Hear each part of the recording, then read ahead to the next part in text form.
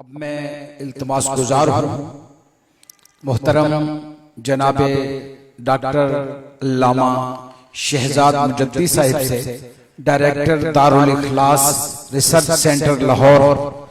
आप का जो उन्वान है गुफ्तगू का वो है तसव्वुफ और मार्फत ज़ात। तसव्वुफ और मार्फत ज़ात।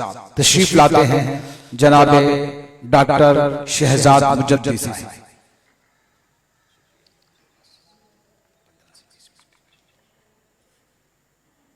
बिस्मिल्लाहिर्रहमानिर्रहीम। अल्हम्दुलिल्लाहि रब्बिल आलमीन वस्सलातु वस्सलामु अला अशरफिल अंबिया वल मुरसलीन व अला आलिहि व सहबिहि अजमईन। क़ाल अल्लाहु तआला वमा खलक़तुल जिन्ना वल इंसा इल्ला लियअबुदून। सदक़ल्लाहु मौलानाल अज़ीम व सदक़ रसूलुहुन नबियुल करीमुल अमीन। अल्लाहुम्मा सल्लि अला सय्यिदिना मुहम्मद व आलिहि व इतरतिहि बिअददि कुल्लि मालूमिन लक। सुनो दो ही लफ्जों में मुझसे ये राज, सुनो दो ही लफ्जों में मुझसे ये राज। शरीयत वुज़ू है तरीक़त नमाज। ज़ेबे मस्नद सदारत हज़रत साहिबज़ादा पीर सैयद अज़हरुल हसन शाह साहब गिलानी दामत बरकातुहुम, हज़रात उलमा व मशाइख़, अहले इल्म व दानिश, अहले निस्बत। मेरा मौज़ूए गुफ्तगू इस तसव्वुफ सेमिनार में तसव्वुफ और इरफान ज़ात है। और ये ऐसा बुनियादी मौज़ू है कि अगर ये किसी शख्स पर खुल जाए और वो शख्स गैर मुस्लिम भी हो तो उसको तसव्वुफ समझ आ जाता है। तसव्वुफ जो है असल में ये सूरत से निकल के हकीकत की तरफ जाने का नाम है। और सूफिया किराम जो हैं ये कायनात के सबसे ज्यादा टेक्निकल और साइंटिफिक लोग होते थे। ये तकरीरें तबलीगें ये नहीं करते, ये उलमा पे छोड़ देते हैं जिनके जो जो मैदान और सब्जेक्ट्स हैं। ये हर चीज को टेक्निकली डील करते हैं और इंसान को फोकस करके उसका कोई भी मजहब व मसलक हो, जब वो सूफी की रेंज में आता है बंदा तो उसको सिखाते हैं कि हाउ टू डिस्कवर योरसेल्फ। इसके लिए एक मशहूर जुमला तसव्वुफ की किताबों में है, मन अरफ़ नफ्सहु फ़क़द अरफ़ रब्बह। जिसने अपनी जात को पहचान लिया, अपने आप को पहचान लिया, उसने अपने रब को पहचाना। और शेख अकबर इमाम इब्न अरबी रहमहुल्लाह ने इसको हदीस कहा है। बाज़ सूफिया ने इसको सैयदना अली उल मुर्तज़ा शेर खुदा रज़ियल्लाहु अन्हु का कौल कहा और मुहद्दिसीन ने इसको याहिया बिन मुआज़ अर-राज़ी रहमहुल्लाह का फरमान कहा, जो ज्यादा करीने क़यास मालूम होता है। और इसके बरअक्स दूसरा एक पहलू शेख अकबर इमाम इब्न अरबी रहमहुल्लाह ने लिखा कि मन लम यारिफ नफ्सहु फ़क़द जहल रब्बह। इसका दूसरा रुख ये है कि अगर खुद को पहचान लिया तो रब को पहचान लिया, और अगर खुद को ना पहचाना तो फिर अपने रब से जाहिल रह गया। अब कतई नजर के वो नमाजी भी है, वो हाजी भी है, वो रोजे भी रख रहा है, वो सब कुछ कर रहा है, लेकिन ना वो खुद को जानता है ना जिसकी इबादत कर रहा है उसको जानता है। तो ये तो आगे बताने की जरूरत नहीं है कि वो बंदा क्या कर रहा है। तसव्वुफ इस्लाम का वो टेक्निकल दिया हुआ निज़ाम तज़किया व एहसान है जो आपको बड़े फार्मूले के साथ बहुत शॉर्टली सूरत से निकालता है और हकीकत के मैदान में खड़ा कर देता है। तो आपको खुद ही समझ आ जाती है कि ये क्या मुझसे चाह रहे हैं, मैं यहाँ किस लिए आया हूँ और मैंने क्या करना। बिल्कुल ऐसे जैसे आपके मोबाइल की बैटरी खाली होती है तो आप उसको चार्जर लगा के स्विच लगा देते हैं। सूफी ये करते हैं। वो मोबाइल मशरिक का हो या मगरिब का, और उस मोबाइल का कोई मजहब या मसलक कुछ भी हो, उसको चार्ज कर देते हैं और चार्जिंग सिखा देते हैं।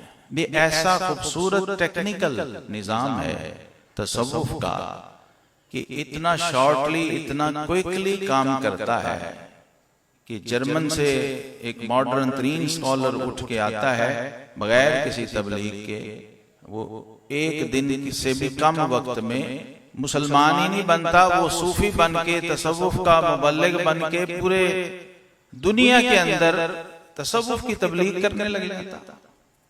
और दाता साहब के बेसमेंट में वो आराम कर रहा होता है एक सूफी की हैसियत से। तसव्वुफ ऐसा निजाम है। हम जब मुसलमान होते हैं ना तो हम समझते हैं कि हमें सब कुछ पता है तसव्वुफ का और सूफीज़्म का, या किसी सिलसिले में मुरीद भी हो जाते हैं तो ये समझ लेते हैं कि हमें पता लग गया है। ऐसा नहीं है। जब आपको इल्म हो जाता है ना तसव्वुफ क्या है, तो फिर आप चलते फिरते तसव्वुफ के खुद ही मुबल्लिग हैं। आप जहां चले जाएं लोग खुद ही आपको देखकर सीख रहे होते हैं कि तसव्वुफ क्या होता है। और तसव्वुफ का ये कमाल है कि इसमें गुफ्तगू शर्त नहीं है। तसव्वुफ वाले कहते हैं, हजरत इमाम रब्बानी मुजद्दिद अल-फसानी फरमाते हैं, जो हमारी खामोशी से फायदा नहीं उठा सकता वो हमारी गुफ्तगू से भी फायदा नहीं उठा सकता। कुरान पाक ने जो हमें टारगेट दिया है, जो मेरा टॉपिक है, जाहिर है मैं चंद हिंट्स अर्ज कर सकूंगा। इस पर ये तफसीली मेरा 16 सफ़े का आर्टिकल मौजूद है, वो तो मैं पेश कर दूंगा। कुरान पाक की ये एक आयत भी वैसे काफी है, अगर कुछ और बात न करें हम तो कुरान कह रहा है वमा खलक़तुल जिन्ना वल इंसा इल्ला लियअबुदून। अब ये एक ऐसा सवाल है, मैंने अमलन लोगों से ये सवाल पूछ के और करके देखा, अच्छे अच्छे बाज़ौक़ अहले इल्म से, कि आप इस दुनिया में क्यों आए हुए हैं, आप यहां क्या कर रहे हैं। ये एक ही वन लाइनर सवाल है। एक काम अल्लाह ने हमें भेजा हुआ है, बाकी सारी उसकी जुज़ियात है। मैं यहां आया हूं तो रास्ते में पता नहीं मैंने क्या क्या देखा है, वो मेरा मकसद नहीं है। मेरा मकसद इस सेमिनार में, इस आस्थाने, इस खानकाह पे पहुंचना। रास्ते में बहुत कुछ पेश आया और ये सवाल ऐसा है कि इसका जवाब हम दे भी नहीं सकते हैं। इसका जवाब वही दे सकता है जिसने हमें भेजा है या हमें पैदा किया, हमें बनाया है। ये रब्बे कायनात का एहसान अजीम है कि उसने ये भी हम पे नहीं छोड़ा, हमें बता दिया कि तुम्हें क्यों बनाया, तख्लीक क्यों किया और दुनिया में क्यों भेजा है। इस आयत करीमा में फरमाया हमने जिन और इंस को अपनी बंदगी और इबादत के लिए पैदा किया। और ये लियाबुदून जो है, इसकी तफसीर में सैयदना अब्दुल्ला बिन अब्बास रज़ी अल्लाह अन्हुमा फरमाते हैं लियाबुदून का तर्जुमा यहां है लियारिफून, ताकि ये पहचाने उस जात को जिसने इनको पैदा किया और तख्लीक किया। आप जरा सोचें, आप किसी फैक्ट्री में काम करते हो, किसी इदारे में, और वहां से तनख्वाह ले रहे हो और वहां सर्विसेज भी दे रहे हो, लेकिन आप उसके बॉस को ना जानते हो, इसका मालिक कौन है आपको नहीं पता, ना आपको इससे कंसर्न है। आप आए, अपना काम किया, जॉब की, महीने बाद सैलरी ली, चले गए, रिटायर भी हो गए, सारी जिंदगी गुजर गई। और एक वो शख्स है वो उसी इदारे में काम कर रहा है, उसी तरह उसे पता है इसका बॉस कौन है, इसको चला कौन रहा है, इसका मालिक कौन है। इन दोनों की जो नेचर में और नफ्सियात में फर्क होगा ना, सर्विसेज, वही फर्क सूफी और गैर सूफी में। जिस शख्स को ये पता है कि मेरा पैदा करने वाला कौन है और किसी दर्जे में उसको पहचानता है, जानना और चीज होती है और पहचानना और चीज, ये भी मलहूज रखना जरूरी है। जो जानता है वो आलिम है और जो पहचानता है वो आरिफ है। तो हमें हमारे रब ने यहां सिर्फ आलिम बनने नहीं भेजा हुआ, हमें आरिफ बनने में। और आरिफ की जो एक रकत होती है वो सूफिया ने लिखा है गैर आरिफ की 1,00,000 रकत से भी बेहतर है। काजी सनाउल्लाह पानीपत्ती रहमहुल्लाह जैसे मुफस्सिर ने ये लिखा। और आप सब जानते हैं कि ये 1,00,000 की रेशो इस दुनिया में रेट तब लगता है जब बंदा हरम काबा में पहुंच। आम मुसलमान हरम काबा में जब 1 रकात पढ़ता है तो फिर उसका रेट और वैल्यू 1,00,000 पे जाती है। और सूफी और आरिफ का मामला अपने रब से ऐसा होता है कि वो अपने हुजरे और अपनी खानकाह में जब 1 रकत पढ़ता है तो उसका रेट 1,00,000 लगता है। अब आप सोचिए वही आरिफ जब हरम काबा में पढ़ेगा अब उसकी वैल्यू क्या बनेगी। इसलिए इस्लाम में, हमारे दीन में फोकस है मारिफत पर, और उसका स्टार्टिंग पॉइंट खुद आपकी अपनी जात है।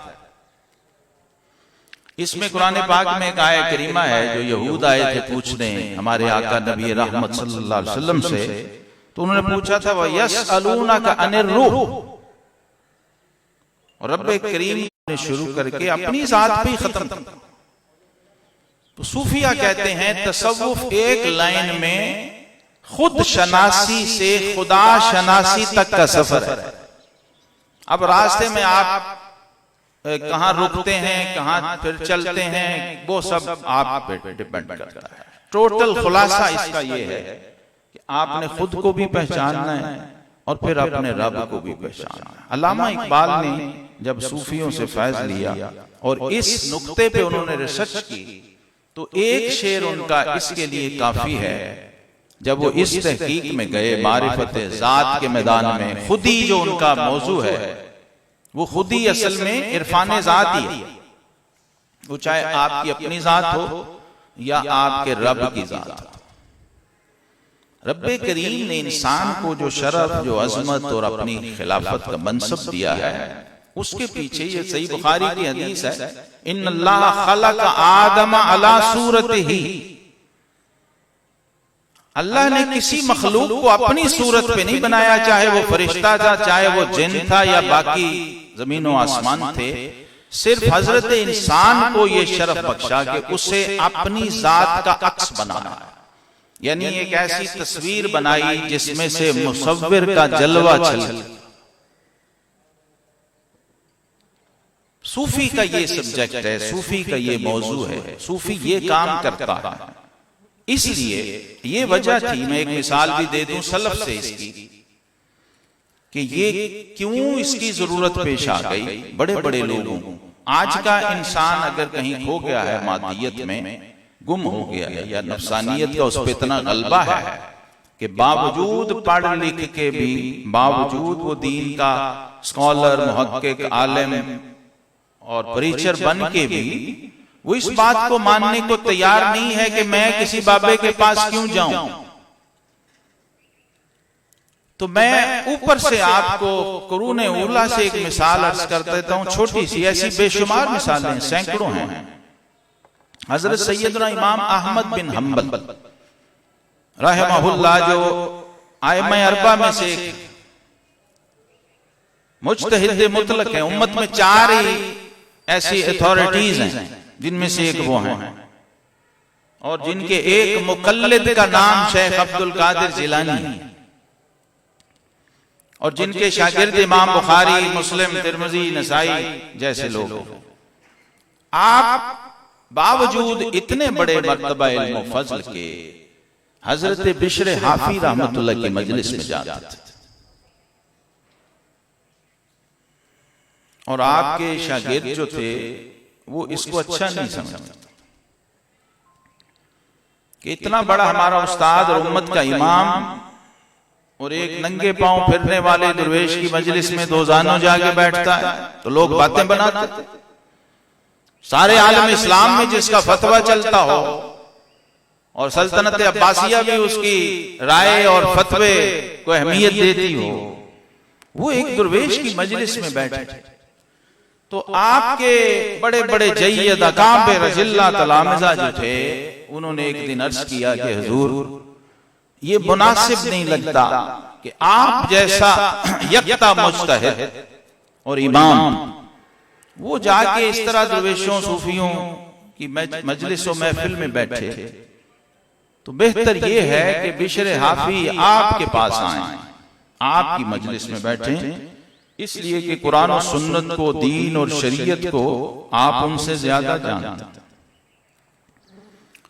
तो इमाम अहमद बिन हम्बल रहमहुल्लाह ने फरमाया कि उलमा, बिलाशुबा आपकी बात दुरुस्त है, मुमकिन है कि अहकाम शरीयत का इल्म बिशर हाफी से मैं ज्यादा जानता हूं, कुरान और हदीस मुझे ज्यादा आती हो, लेकिन मैं फिर भी बिशर की मजलिस में इसलिए जाता हूं कि वो कुरान वाले को मुझसे ज्यादा जानता। ये डिफरेंस। एक है आलिम बे अहकामिल्लाह होना, मुमकिन है आप उसमें ज्यादा हो, आप बड़े दुरुस्त है। एक है आलिम बिल्लाह होना, इसमें फर्क। इरफान ज़ात जो है ये जरूरी नहीं कि आप इमाम हैं तो ही, आप एक आम कलमा गो मुसलमान नमाजी हैं या बेनमाजी भी हैं तो भी, अगर आप सिर्फ इंसान हैं तो ये आप पर उसी तरह लाजिम और जरूरी है। और इसको आइम्माए फुक़हा ने फर्ज ऐन कहा। इब्न आबिदीन शामी रहमहुल्लाह कहते हैं ये इल्मुल इखलास जो है, इल्मुल एहसान जो है, ये तसव्वुफ का जो इल्म है, ये फर्ज ऐन है। ये कोई मुस्तहब चीज नहीं है कि अच्छा कर लें तो ठीक है, ना करें तो भी। इसके बगैर आपकी कोई नमाज नहीं है, रिस्क है। इसके बगैर आपका रोजा, आपका हज, आप जो भी कर रहे हैं वो आप रिस्क पे हैं, पता नहीं उसका क्या रिजल्ट निकले। इसलिए आपके पास जाती कोई सोर्स उसकी कंफर्मेशन का नहीं है। और इस्लाम ऐसा बाकमाल और कामिल और जामे दीन है कि जिसने एक फर्द के इंडिविजुअल लेवल पे भी बंदे को ऐसे ही नहीं छोड़ दिया कि ठीक है अभी जो। एक सहाबी आए किसी मामले में मुस्तरिब थे, मसला कोई समझ नहीं आ रही थी बात, तो हुजूर अलैहिस्सलाम ने फरमाया इस्तफ्ति नफ्सका इन अफ्ताकल मुफ्तून। फरमाया जब बड़े बड़े उलमा मुज्तहिद मुफ्ती फतवे दें तो तुम अपने कल्ब से भी फतवा ले लिया करो। इसको इकबाल ने कहा अपने दिल से पूछ, मुल्ला से न पूछ। मोमिन का जो कल्ब है वो खुद मुफ्ती है, अगर उस क्राइटेरिया पे है और उस तज़किया और उस तस्फिया के मरहले से गुजर चुका है, प्योरीफाई हो चुका है, तो उसके अंदर भी अल्लाह एक नूर पैदा करता है जिसे नूर फरासत कहते हैं, जिसे हदीस कहती है इत्तक़ू फ़रासतल मोमिन फ़इन्नहु यंज़ुरु बिनूरिल्लाह। और इस पे हमारे आइमा ने, मैं इधर से नहीं टेक्स्ट पढ़ता शॉर्टली ताकि वक्त बच जाए, हुजूर दाता गंज बख्श अली हुजवेरी ने, इमाम गजाली ने, हजरत मुजद्दिद अल-फ़सानी ने, इमाम जलालुद्दीन सयूती, अल्लामा इब्नुल क़य्यिम ने पूरी किताबुर रूह लिखी है।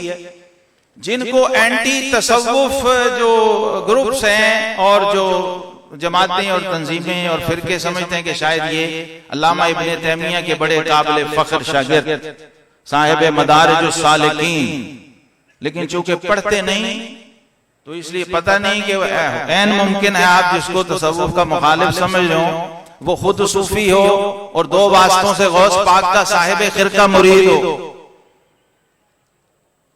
तो चूंकि लोग पढ़ते नहीं हैं, जहमत नहीं करते हैं, और उसके बगैर ही फतवाबाजी का यहाँ माहौल है। देखिए तसव्वुफ का नाकिद होना और चीज है, दाता साहब भी तसव्वुफ के नाकिद है। मिन्नत खाज खिजरती तेरे अंदर आब हयाती थी। तो ये सूफी अरबी में बोले, फारसी में बोले, पंजाबी, सराइकी, पश्तो, सिंधी, जिस जबान में भी बोलता है, गैर मुस्लिम को भी अगर एड्रेस करना चाहें तो आप ये बात उसको बड़ी आसानी से टेक्निकली समझा सकते हैं। भाई वो इसलिए इस पे फोकस इसलिए है, एक नुक्ता सूफिया ने लिखा है कि बंदा रब का मुनकिर हो सकता है, रूह का मुनकिर नहीं हो सकता।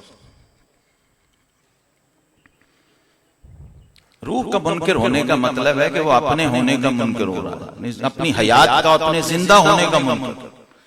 तो रूह अम्र रब है। इस पर आइमा ने वैसे तो कई हैं, लेकिन मैं कहता हूं उसमें से कोई एक नुक्ता भी हम ले लें और उस पर फोकस करें और इसको खोल लें इन चीजों को, तो आप एक सादा लेमैन आम आदमी, हत्ता कि जो मुनकिर तसव्वुफ है और मोतरिज है, चूंकि ये चीजें डिस्कस हुई नहीं, सामने आई नहीं, इसलिए लोग बड़ी सहूलत से इनकार कर देते हैं, सिर्फ इसलिए कि ये जो पीरी मुरीदी का सिस्टम चल रहा है वो इसको तसव्वुफ समझते हैं।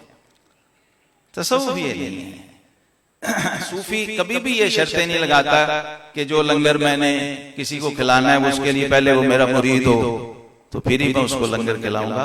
पहली खानका जो बनी थी ना, उस पे जो बोर्ड लगा था, साइन बोर्ड, उसकी इबारत में आखिर में बरकत के लिए इस खानका और इस आस्ताने के बुजुर्गों की नजर कर रहा हूं, उस पे उन्होंने लिखा था हर के इंजा बे आयत नानश बेदही व मजहबश मपुरसी। ये लिखा हुआ था बाहर कि जो शख्स भी यहां आए उसको पहले खाना पूछना, उसका मजहब ना पूछना। आखिर